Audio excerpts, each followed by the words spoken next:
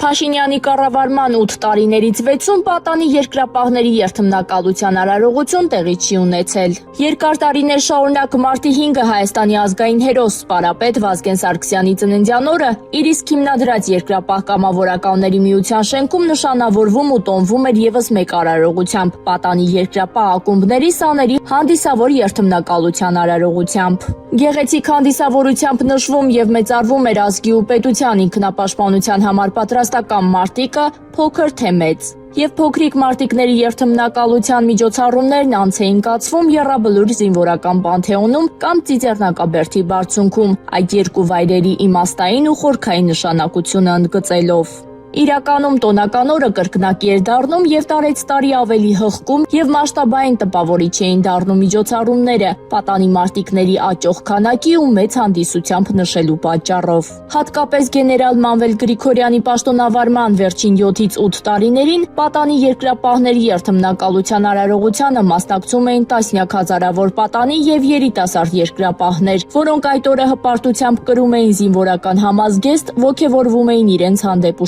ուշադրությունից, իրենց գոտե պնդող ելույթներից եւ սնվում ռազմահայրենասիրական ոգով։ Մանվել Գրիգորյանի ԵԿՄ նախագահության օրոք միջոցառումն անխափան իրականացվել է առնվազն 11 տարի անընդմեջ 2007-ից 2018 թվականներին։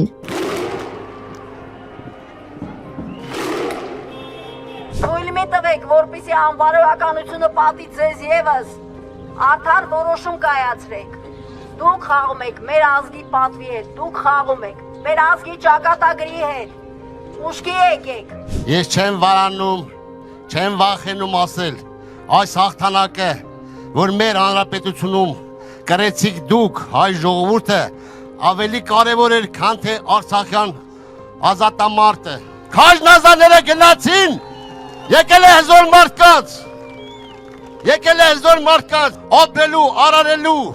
ձայնի իրավունքի ժամանակը։ Փաշինյանի հեղափոխության հաղթանակը Արցախյան ազատամարտից ավելի կարևորող հայտարարած ԵԿՄ նախագահ Սասուն Միքայելյանին հաջողվեց նման շուքով միջոցառում իրականացնել ընդամենը մեկ անգամ 2019 թվականին։ Միջոցառումը առաջին անգամ չի իրականացվել 2020 թվականին COVID-19-ի, իսկ երկրորդ անգամ 2021-ին հետպատերազմական լարված շրջանի պատրվակով։ 2022-ին միջոցառումն իրականացավ վերջին անգամ, սակայն ավելի փոքր ձևաչափով, մոտ 500 մասնակցով, այսինքն մարտի 5-ին նման երթմնակալություն չի անցկացվել առնվազն 6 տարի՝ 2020, 2021, 2023, 2024, 2025 եւ 2026 թվականներին։ Սակայն պատանի երկրապահների ներկայիս նախագահ Սուրեն Գևորգյանի պնդմամբ երթմնակալության արարողություններն իրականում կայացել են նաև այդ թվականներին եւ կայանում են նաև հիմա, բայց դրա մասին շատերը չեն իմանում, քանի որ դա լինում է այլ տեղերում,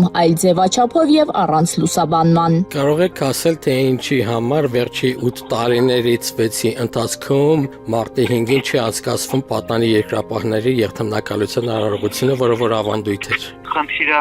ոչ թե այլ խնդիր կա, այլ ամեն երթմնակալության արարողություն մենք գերադասում ենք անել մեծ շունչով, որ ավելի շատ լինեն պատանի երկրապահները։ Վերջին անգամ կատարվել է 2022 թվականին 500 հոգի պատանի երկրապահներ Եռաբլուրում երթում են տվել։ Բայց ինչի համար 23-ին, 24-ին, 25-ին, 26-ին չի եղել։ Կատակ չէ, եղել է, միշտ է եղել։ Ամեն տարի լինում է։ Վերջին անգամ մեծ շուկով որ կատարվել է, դա կատարվել է 2022 թվականին։ Բայց նախկինում մինչև 19 թվականը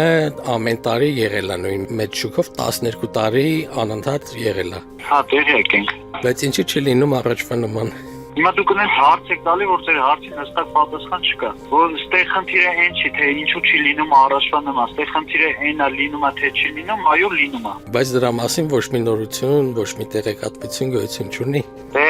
կարիք չկա այդ ամեն ինչը լուսաբանելու, ինչա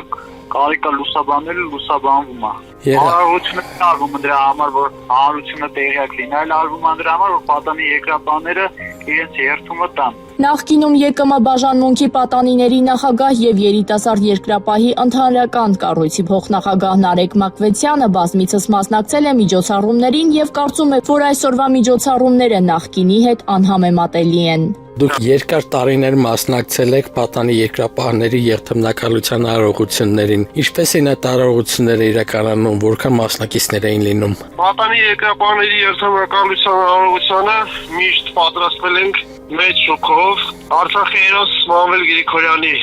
գլխավորությամբ ամեն տարի մարտի 5-ին կատարվել է պատանի երկրապահ երթմնակալությունը, որին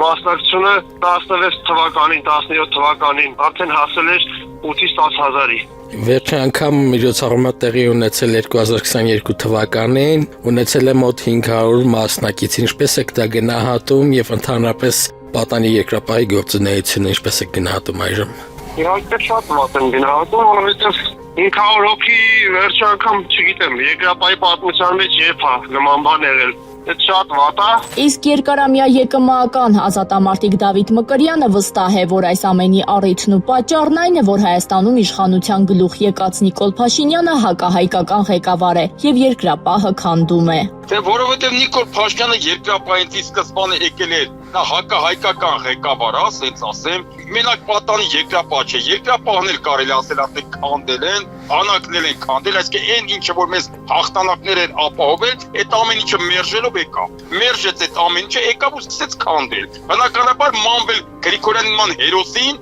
որը որ երկրապահի սիմվոլն է, Մանվել Գրիգորյանի նման հերոսին իրանք սարքեցին Տուշոնքի կողմ։ Դե համար էլ քանդեցին այն ինչը որ Մանվել Գրիգորյանին էլ, այսինքն երկրապահ ու պատանի երկրապահ։ Զարմանալու բան չկա։ Երրորդ հանրապետության հիմքում հայոց բանակներ, մեր հաղթանակներն, մեր երկրապահներ, որ բանակը ձևավորվել է, ստեղծվել է այդ երկրապահի հիմքի վրա։ Այդ ամեն ինչը իրանք քանդեցին։ Ես սենց կմեկնաբանեմ։ Եթե ուզում ենք վերականգնենք, պետք է այս իշխանություններին փոխենք։